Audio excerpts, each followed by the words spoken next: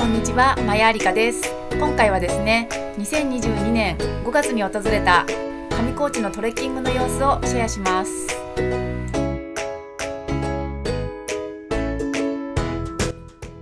私は今、上高地に来ております。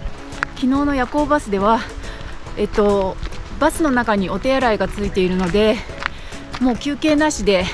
朝までずっと走り続けるのかなっていうふうに思ってたんですけれども、実際は、夜中の12時に談合坂のサービスエリアで停車しまして、トイレ休憩を取りました。でその後、だいたい3時半だったかな、3時半ぐらいにもう一回電気がつきまして、でもうほとんど記憶が曖昧なんですけれども、1箇所またサービスエリアに泊まりまして、トイレ休憩がありました。ですので、なんかちょこちょこ夜中にも起きていたので、結構ね、寝不足な感じは否めないんですけれどもね。でも5時半にこうやって大自然の中に到着してみたら、一気に目が覚めました。今この上高地のトレイルで明神池に向かって歩いているところです。昨日は夜10時半のバスに新宿から乗りまして、先ほどですね、朝の5時半に夜行バスでこちらの上高地に到着しました。今回の旅行からは、今撮影している GoPro Hero 10で撮影してますけれども、そちらの機材を使用して撮っていきたいと思います。今までは GoPro Hero 8を使っていたんですけれども、9からですね、大幅に機能がアップしまして、一番の違いがこの全画面表示ですね。こちらがついたことによって、今撮影している間も自分の顔ですとかね、どういう画角で撮れてるかなっていうのを見ながらこうやって撮影することができてますので、ちゃんと確認ができていて安心という感じです。本当に撮影がしやすいです。上高地のバスターミナルからこちらの有名なスポット、かっぱ橋までは約6分ぐらいの道のりです。こちらに到着したら早速かっぱ橋を渡っていきます。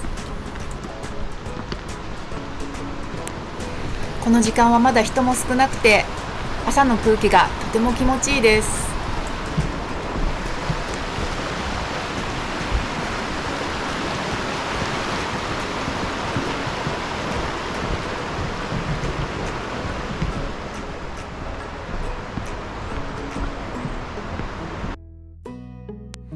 かっぱ橋から明神池までは歩いて約1時間の道のりです。今回はあずさ川右岸コースから向かいます。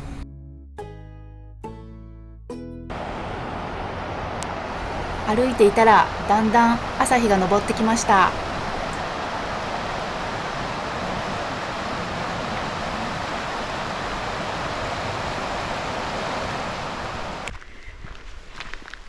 いやー、本当に綺麗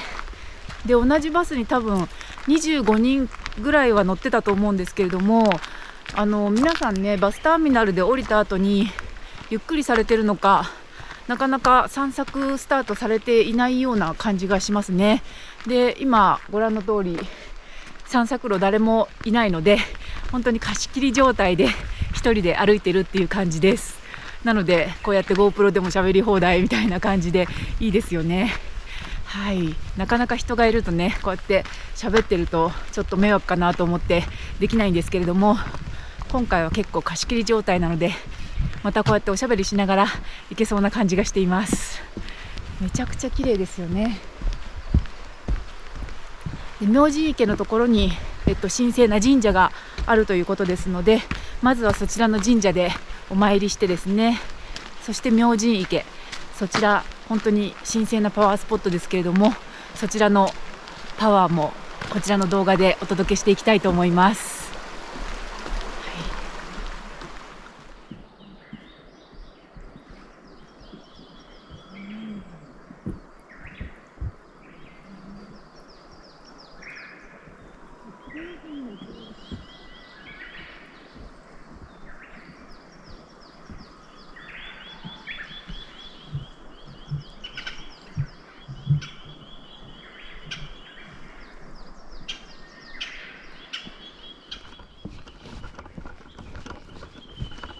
で、今回からはですね、こういった形でリュックに取り付ける GoPro マウントっていうのをちょっと採用してみました。こんな感じで散策路を歩くだけで結構このリアルな散策動画をお届けできるんじゃないかなって思って、あとはですねハンズフリーになるのですごく手が楽なんですよね。なのですごく一石二鳥だなっていう感じで、これからの旅行とかにもねかなり活用していきたいなと思ってます。どんな感じでしょうかね。今画面と両方とも映していると思いますけれども、結構ねこの GoPro Hero 10っていうのはハイパースムース機能っていうのがついてまして、こういう風に普通に歩いてもほとんどブレないっていうような仕様になっているとのことでしたので、それもどんな感じで仕上がっているかなっていうのが家に帰って確認してみるのがすごく楽しみです。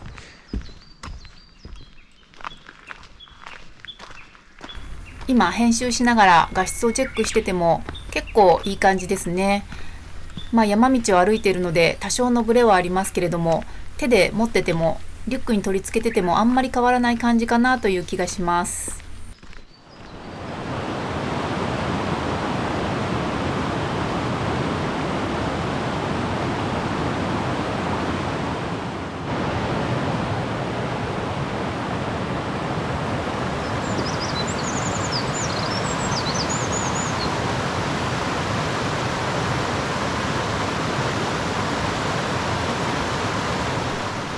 実はですね、今回上高地に来ようと思ったのは去年から来たかったんですけれども、上高地のシーズンっていうのがだいたい4月の終わりから、11月の終わりぐらいまでかな、そのぐらいで山が閉まってしまうんですね。で結構その間ちょっとバタバタしてまして、本を書いたりですとかね、結構その間バタバタしてまして、なかなか来る機会を持てなかったので、今年は思い切って時間を作って来てみようっていうふうに思いました。あとはですね、今年こそはちょっと海外旅行も解禁になりつつありますので、南米に里帰りしようかなっていうふうに思ってまして、南米は私前住んでて第二の故郷ですのでね、こうやって皆さんにもビデオで南米の魅力をお伝えできたらすごくいいなっていうふうにも思いますし、知り合いにも会いたいので、南米に久しぶりですね。本当に久しぶりですね。7年ぶりとかかな、5年とかそのぐらいかもしれないですけど、ぶりに南米に行きたいと思っております。で今朝の6時半ぐらいですけれども、結構ね気温が低いんですよね。ですので結構手がねすごい冷たくなってきました。かじかんできましたね。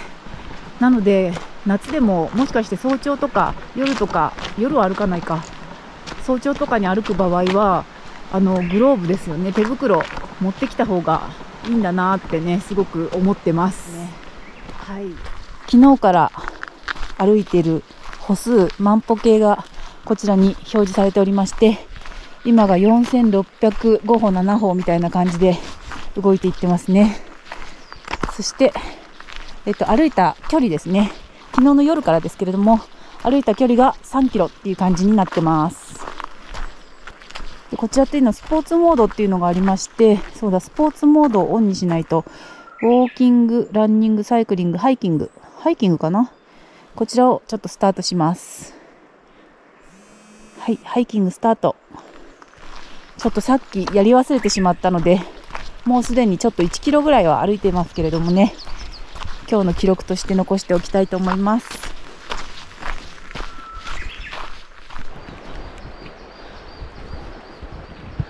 今もうかっぱ橋から 2.5 キロも歩いてきたみたいです。明神駅まであと 1.1 キロということで、だいぶ来ましたね。3分の2ぐらいもう歩いてるっていう感じになります。結構あっという間ですね。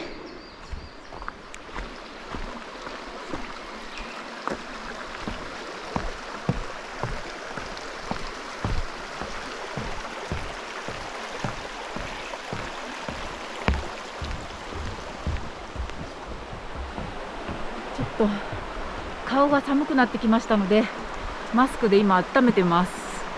マスクすると全然違いますね。なんか冬の乾燥しやすい時とかマスクすると保湿にもなりますしね、こういう時はちょっと使った方がいいなって感じがしますね。はい、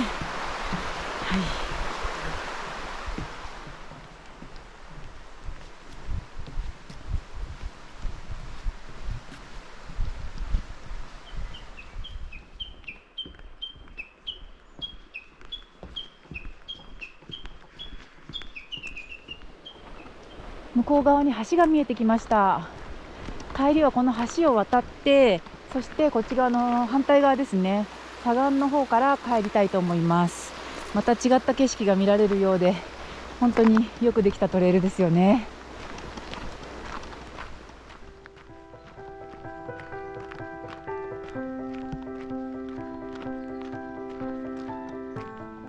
少し進むと右手に穂高連峰と穂高神社の入り口の鳥居が見えてきました。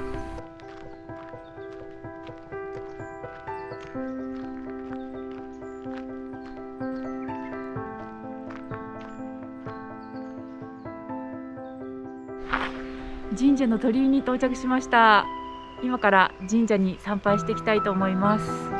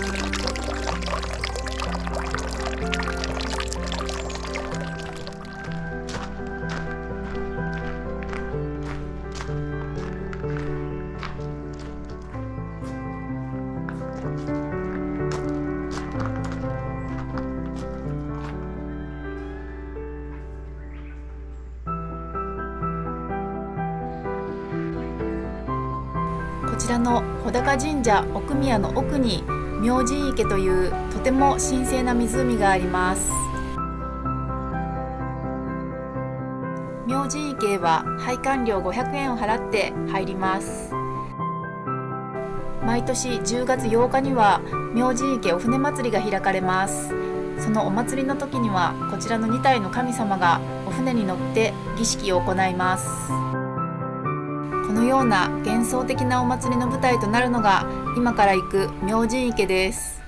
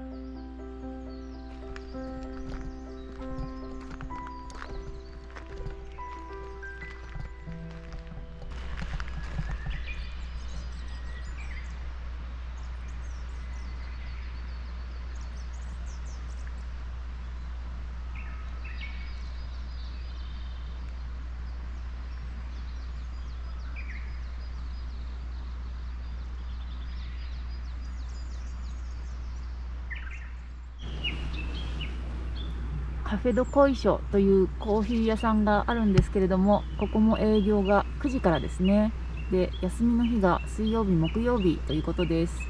今残念ながらまだ7時なのでオープンしてないみたいですね。森の中に佇んでいます。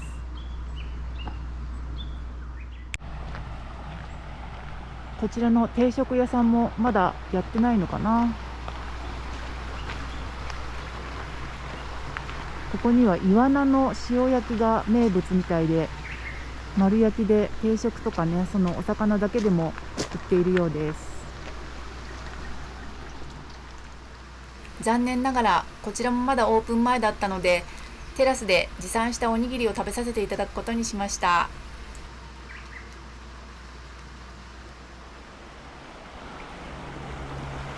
朝ごはんが済んだところで、先ほどのあずさ川沿いに戻り、明神橋を渡って反対側から元来たかっぱ橋へと戻ります。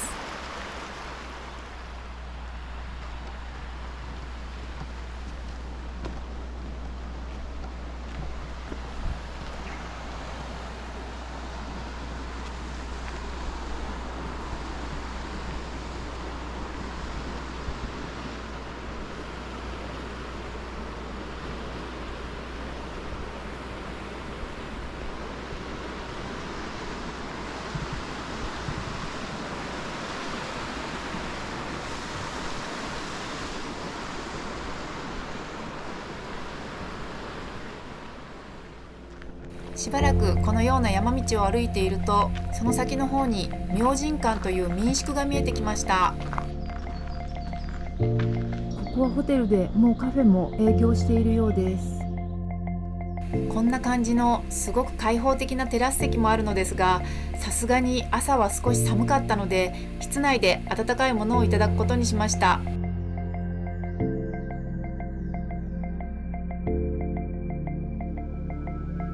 なんとメニューにお汁粉もありました。冷えた体にはめちゃくちゃありがたいです。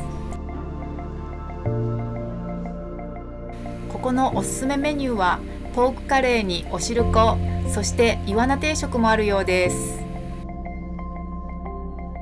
売られているお土産もとっても可愛かったので、プチランタンの形をしたランプと上高地のバンダナをゲットしました。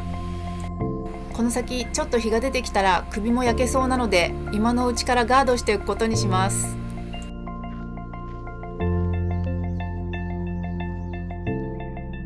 そしてこちらのランタンもリュックに取り付けていきます。結構光が強いんですが、見えますか？こういう便利グッズを取り付けておくと、いざという時に頼りになるかもしれませんね。思いがけずゆっくりくつろげて、そして素敵なお土産もゲットすることができました。明神館とってもおすすめです。それでは上高地前半はこちらで終わりになります。次回は上高地の高級ホテルルミエスタの日帰り温泉とランチセットの様子をお届けします。それでは今回も最後までご視聴いただきましてありがとうございました。また次のビデオでお会いしましょう。